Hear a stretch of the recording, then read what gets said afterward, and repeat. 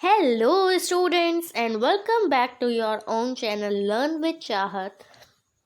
तो आज की इस वीडियो में हम देखेंगे कि आपके प्री बोर्ड्स को कैसे टैकल करना है। प्री बोर्ड्स में बहुत कम टाइम बचा है, बिल्कुल प्री बोर्ड्स आपके सर पे आ चुके हैं। और अगर आपने अभी तक तैयारी नहीं की है तो इस वीडियो में हम लोग यही देखेंगे कि आप लोग तैयारी कैसे कर सकते हैं अपनी। देखो, कभी कभी हमारे क्या होता है, तैयारी ना हमारी कम होती है, लेकिन अगर हम अपनी प्रेजेंटेशन अच्छी कर देना तो काफ़ी ज़्यादा हमारे मार्क्स बढ़ जाते हैं, है ना। इस बात को आई होप आप लोग भी मानते होंगे।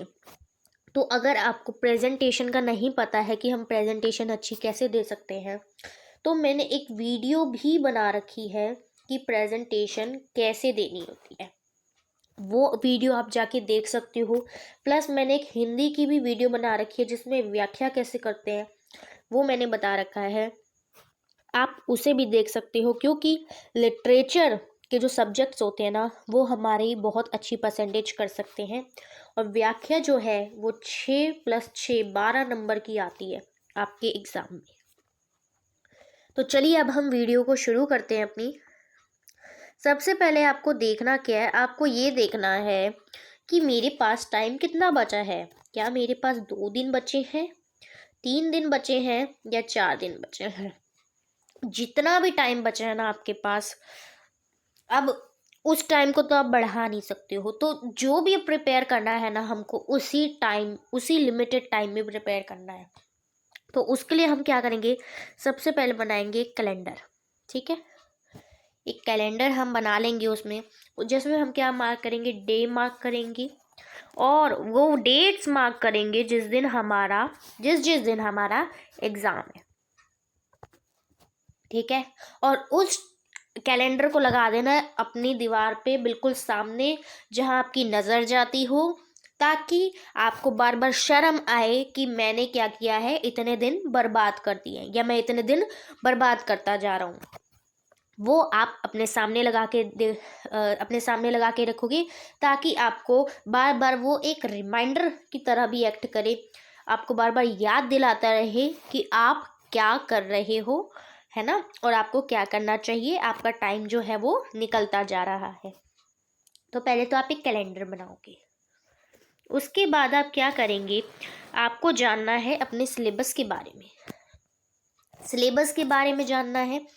सिलेबस जो भी सब्जेक्ट आप पढ़ रहे हो, देखो इस टाइम पे ये बहुत ही नाजुक टाइम है, बहुत बहुत कम टाइम है। सारे सब्जेक्ट का सिलेबस निकालने के लिए मत बैठ जाना। जो पेपर है ना, जैसे कि पहला पेपर अगर हिस्ट्री का है या हिंदी का है, तो सिर्फ हिंदी का ही निकालो सिलेबस, है ना, और उस पर क्या करो, वर्क करना स्टार्ट कर दो। सिलेबस पता होना चाहिए आपको। सिलेबस पता लग गया, उसके बाद हम क्या करेंगे, PYQ को एनालाइज करेंगे। पिछले साल के पेपर CBSE की साइट पे मिल जाते हैं। ठीक है, CBSE की साइट पे, या अगर आप 9th 11th के बच्चे भी होंगे तो आपको DOE की साइट पे मिल जाते हैं पुराने इस साल के पेपर। तो आप वहाँ से भी पुराने साल के पेपर निकाल सकते हो। अब इसके बाद हमारे पेपर तो निकल गए, उसके बाद हम क्या करेंगे, एनालाइज करेंगे पेपर पैटर्न को, कि पेपर में क्या क्या आ रखा है ना, कैसे कैसे क्वेश्चंस जो हैं वो पूछ रखे हैं। इस चीज़ को आपको एनालाइज करना होगा, क्योंकि हमें उसी तरीके से अपना फिर प्रिपेयर करेंगे हम। और ये भी देखना है हमें कि पेपर का पैटर्न क्या होगा, क्या जो क्वेश्चंस हैं वो MCQ में पूछे गए हैं या वो सब्जेक्टिव पूछे गए हैं। कितना पेपर जो है वो MCQ में आ रहा है और कितना जो है वो लिखित आपको पूरा लाइन से उसमें लिखनी पड़ेंगी, सब्जेक्टिव है वो आप देखिए। क्या उसमें पिक्चर बेस्ड क्वेश्चंस आ रहे हैं, कार्टून बेस्ड क्वेश्चंस आ रहे हैं, ऐसा भी है क्या उसमें, क्या उसमें मैप आ रहा है, वो भी आप उसमें देखिए। तो ये जब आप एक पिक्चर क्लियर कर लोगे तब आपको समझ में आ जाएगा कि मुझे क्या करना है, मुझे किस पे वर्क करना है, वो आपको समझ में आ जाएगा कि मुझे एमसीक्यू तैयार करने हैं, सब्जेक्टिव क्वेश्चन तैयार करने हैं, और मेरे को कार्टून या पिक्चर बेस्ड क्वेश्चन तैयार करने हैं, और मुझे मैप तैयार करना है। ये पिक्चर आपके माइंड में क्लियर हो जाएगी। ठीक है। और इम्पॉर्टेंट चैप्टर्स भी आपको इससे समझ में आ जाएंगे। इम्पॉर्टेंट चैप्टर्स क्या हैं, उनसे कौन से ऐसे क्वेश्चंस हैं जो बार बार आते हैं, बिल्कुल फेवरेट क्वेश्चंस हैं, वो आपको पता लग जाएंगे। तो ये एनालाइज करने का ना काम, ये बहुत महत्वपूर्ण काम है। तो इस स्टेप को हमको बिल्कुल भी स्किप नहीं करना है। अब हमें तो पता चल गया हमको क्या क्या पढ़ना है ना। हमने पेपर के पैटर्न भी देख लिया, हमको ये पता चल गया कि सेक्शन ए जो है ना उसमें 21 एमसीक्यू है, सेक्शन बी जो है उसमें 3 मार्क्स के क्वेश्चंस हैं, सेक्शन सी जो है उसमें 8 मार्क्स के क्वेश्चंस हैं, सेक्शन डी जो है उसमें केस बेस्ड क्वेश्चंस आ रहे हैं, यानी कि एक पैसेज दे दिया जा रहा है उसमें से छट छट के हमको आंसर लिखने। और सेक्शन ई जो है उसमें क्या है, मैप है।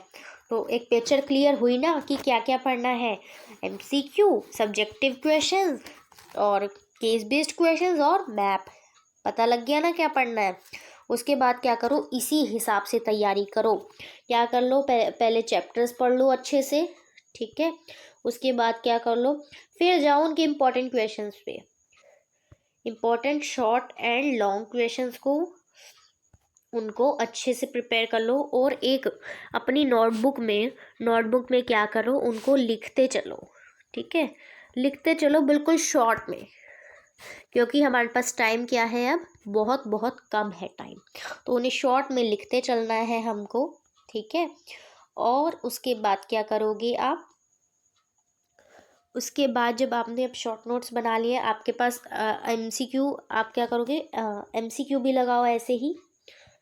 ये आप कहीं से भी कर सकते हो, या तो आप कोई वीडियो देख लो जिसने इम्पोर्टेंट क्वेश्चन करा रखे हैं, ठीक है। नहीं तो आप क्या करो, पिछले जो पेपर आपने उठाया ना उसी में से आप लगा लो अपने एमसीक्यूज, ठीक है। वीडियो में थोड़ा फ़ायदा ये रहता है कि हमको साथ के साथ ना याद होते रहते हैं, और हम थोड़ा अपना भी वो टिक टिक मार्क करते चलते हैं कि हमारे हिसाब से ये आंसर था, बट ये आंसर है, तो हमें पूरा याद भी होता चलता है। उसके बाद क्या करो, आपको पता है मैप आ रहा है, एक मैप की अलग से वीडियो देखो, समझो सही मैप कैसे बनना है, पूरा अच्छे से बताया जाता है उसमें, वो देख लो, ठीक है। और क्या करो, फिर प्रैक्टिस करो मैप की, प्रैक्टिस। बल्कि मैं तो क्या करती थी, रात का आधा घंटा जो होता था ना, वो मैं किसको देती थी, मैं मैप प्रैक्टिस को देती थी, और रोज़ देती थी। क्योंकि मैप ये नहीं है कि आप एग्ज़ाम से बिल्कुल एक दिन पहले करके जाओ तो आपको याद हो जाएगा। हाँ, चांसेस है कि आपने उसी को बार बार कर लिया, थोड़ा अच्छे से टाइम दे दिया, तो हाँ वो आपको याद हो जाएगा डेफिनेटली। बट हम शुरू से अगर जब थोड़ा दे के चलते तो ऑब्वियसली बेनिफिट तो होता ही है। कार्टून, हमें पता चल रहा है कार्टून या फिर पिक्चर बेस्ड क्वेश्चंस आ रहे हैं ना हमारे एग्ज़ाम में, तो हम क्या कर रहे हैं, उसका भी हम एक वीडियो देख सकते हैं इतने कम टाइम में, जो हमें सारी इम्पोर्टेंट कार्टून या फिर वीडियो पिक्चर बेस्ड क्वेश्चन समझा रहे होंगे। देखो, अगर आप हिस्ट्री मेरे से पढ़ते हो ना, तो 12th की हिस्ट्री में मैंने पिक्चर बेस्ड क्वेश्चंस के लिए तो आपको कहीं जाना ही नहीं पड़ेगा, क्योंकि मैंने सारी पिक्चर्स उसमें दिखा रखी है, वो भी चैप्टर को समझाते वक्त। और कार्टून, अगर आप मेरे से पॉलिटिकल साइंस पढ़ रहे हो 12th का, तो उसमें फिर मैंने कार्टून का भी मेरा पूरा अच्छे से वीडियो है, उसमें मैंने एक एक कार्टून को विद एमसीक्यू क्वेश्चंस मैंने अच्छे से बता रखा है उसमें। और सेम विद मैप, मैंने हिस्ट्री का भी बनाया हुआ है एंड पॉलिटिकल का भी बनाया हुआ है, आप वो भी वीडियो जाके देख सकते हो, मेरे ही चैनल पे आपको प्लेलिस्ट में मिल जाएगी। फिर आप इतना तो समझ गए ना कि आपको क्या क्या करना है, कैसे कैसे सेक्शन वाइज तैयारी करनी है। उसमें भी सब कुछ मत करो, पहले जो मोस्ट क्रूशियल है ना, जो आपको पेपर पैटर्न देख के समझ आ गया कि ये तो आएगा ही आएगा, उसको पहले, सबसे पहले उस सिलेबस को आपको कवर करना है, ठीक है, फिर आप क्या करोगे, फिर आप करोगे अपने सेकेंडरी सिलेबस की तरफ बढ़ोगे। जब आपको ये होएगा कि हाँ मैंने उस क्रूशियल सिलेबस को, उस मोस्ट इम्पॉर्टेंट सिलेबस को कवर कर लिया है, तब आप बढ़ोगे इस सेकेंडरी सिलेबस को। जब आपने अब सिलेबस कंप्लीट कर लिया है तो उसके बाद आपको PYQs को प्रैक्टिस ज़रूर करना है। ये आप क्या कर सकते हो, लिख लिख के भी कर सकते हो। लिख के देखो, पूरा इतना टाइम जहाँ तक मुझे पता चल रहा है, मुझे लग रहा है कि आप ये 2-3 दिन पहले एग्ज़ाम से देख रहे होगे या एक रात पहले ही एग्ज़ाम से देख रहे होगे, है ना। तो क्या हमें करना चाहिए, हमें शॉर्ट नोट्स बना लेने चाहिए। हमें इसके लिए हम शॉर्ट नोट, शॉर्ट में हर आंसर को लिखते जाओ, ठीक है। या फिर और एक वीडियो भी ज़रूर देखते जाओ, क्योंकि वीडियो जो होती है ना इंपॉर्टेंट क्वेश्चंस की, उनमें आपको ये पता लगता है कि हमें कौन कौन से पॉइंट्स लिखने हैं जिस पे हमको मार्क्स मिलेंगे। यही होता है स्मार्ट वर्क, कि हमको आंसर में ये पता चल जाए क्या डाल के आना है, तो हमारे मार्क्स बाकियों से वैसे ही बढ़ जाते हैं, बजाय कि हम इतनी कहानी लिखते गए और मिला उसमें 1 नंबर, है ना। आगे चलते हैं। अब आप तैयारी कर चुके हो, अब आपकी बारी आई है एग्जाम में बैठने की। तो रीडिंग टाइम जो होता है 15 मिनट्स का, उसको आप कैसे यूज़ करोगे, वो आपको समझना है। हमारे पास कुछ क्वेश्चंस ऐसे आते हैं जिसमें हमें क्या करना होता है, चॉइस वाले क्वेश्चंस आते हैं, या तो ये वाला क्वेश्चन करो या फिर ये वाला क्वेश्चन करो। तो उस टाइम पे हमको बेस्ट ऑप्शन को चुनना है, और वो बेस्ट ऑप्शन को जो हम चुनेंगे ना, वो ही हमारे मार्क्स इंक्रीज कर देगा। क्योंकि जब हम बेस्ट ऑप्शन को चुनेंगे ना, तो हम क्या करेंगे, हम हमारे जो मार्क्स होंगे वो बढ़ जाएंगे। देखना होगा हमको कि क्या मैं ये वाला क्वेश्चन बहुत अच्छे से लिख सकता हूँ या फिर ये वाला। ये नहीं कि सीधा ही पहले लिख दिया ये वाला और उसके बाद पता चला मुझे तो अब और आगे लिखना ही नहीं आ रहा। तो देख लो, पहले ही अपने दिमाग में सोच लो मैं बढ़िया, सबसे ज़्यादा अच्छे तरीके से कौन सा आंसर लिख सकता हूँ जिसमें मैं ज़्यादा स्कोर कर पाऊँगा, तो उसको लिखो। क्योंकि वो फिर गलत इंप्रेशन डालता है कि आपने क्या किया, पहले ये वाला आंसर लिख दिया, ठीक है, उसके बाद क्या किया, इसको पूरा काटा मारा, उसके बाद आपने दूसरा आंसर लिखा।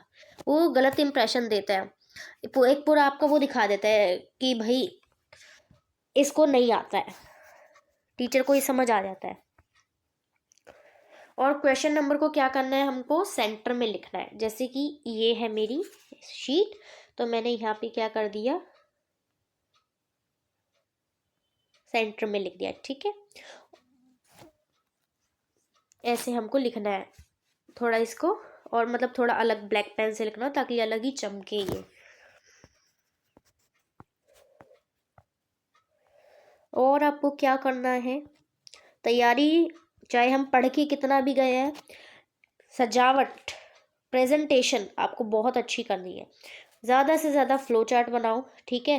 ज़्यादा से ज़्यादा फिगर्स बनाओ। अगर आपको बताना है कि हड़प्पाई लिपि जो थी वो दाईं से बाईं और लिखी जाती थी, तो बनाओ, पूरा बना के दिखाओ कि आप क्या कर रहे हो। हड़प्पा लिपि का पूरा फिगर बना के दिखाओ, राइट टू लेफ्ट वो लिखी जा रही है, ये पूरा ऐसे करके दिखाओ। यहाँ पे बिच्चा बिच्चा करके दिखाओ ताकि समझ में आए कि हाँ यहाँ पे कोई वर्ड ख़त्म होने वाला था तो उसे ऐसे लिख दिया क्या। ये समझाओ फिगर्स, इससे ये समझ में आता है कि आपको बहुत अच्छे से कॉन्सेप्ट क्लियर है। चाहे आपने सुना ही है ना, सुना होगा वीडियो में या थोड़ा बहुत बुक से पढ़ा होगा, तो आप इसको फिगर से बना दो, आपके मार्क्स वैसे ही बढ़ जाने हैं। फ्लो चार्ट बनाओ, ज़्यादा से ज़्यादा फ्लो चार्ट बनाओ। कई बार आपका लिखा हुआ इतना वो मैटर नहीं करता जितने ये फ्लो चार्ट मैटर करते हैं, क्योंकि ये दूर से ही दिखा देते हैं कि आपको इसका आंसर के बारे में क्या पता है ना। और अब हम आगे चलेंगे। आफ्टर कंप्लीटिंग द आंसर, जब आपका आंसर ख़त्म हो जाएगा, मान लो ये शीट है, इसके आंसर आपका ख़त्म हो गया, ठीक है। उसके बाद क्या करो, 3 लाइन छोड़ो, 3 लाइन छोड़ दी आपने, उसके बाद क्या करो, एक लाइन ड्रॉ कर दो, ठीक है। एक लाइन ड्रॉ कर दो जो ये सिंबलाइज करेगी कि आपका ये आंसर ख़त्म हो गया है, और यहाँ से क्या होएगा, यहाँ से आपका नया आंसर शुरू होगा। हाईलाइट कीवर्ड्स, हम बेशक से तैयारी थोड़ी कम करके गए हों, लेकिन हम टीचर को सुखी करके अपने नंबर बढ़वा सकते हैं। जो भी कीवर्ड्स हैं हम उनको अंडरलाइन कर देंगे अगर पेंसिल से, तो टीचर को पता लग जाएगा कि इसने लिखा क्या क्या है, और उसको जितनी आसानी होगी ना वो उतना खुश होकर नंबर देता जाएगा। और हाँ, जब आपका पूरा का पूरा एग्ज़ाम कंप्लीट हो जाएगा ना, तो आपको उसे रीचेक ज़रूर करना, मैंने कोई गलती तो नहीं कर दी है तो उसे ठीक करूँ, या फिर मैंने ऐसा तो नहीं कि कोई क्वेश्चन छोड़ दिया, तो वो चीज़ फिर आपको रीचेक करनी है। और रीचेक करने के लिए तो हमें टाइम चाहिए होता है ना, सबसे बड़ी बात है ना। और टाइम टाइम के लिए हम क्या करेंगे, तो टाइम के लिए हमको क्या करना पड़ेगा, टाइम का मैनेजमेंट करना पड़ेगा।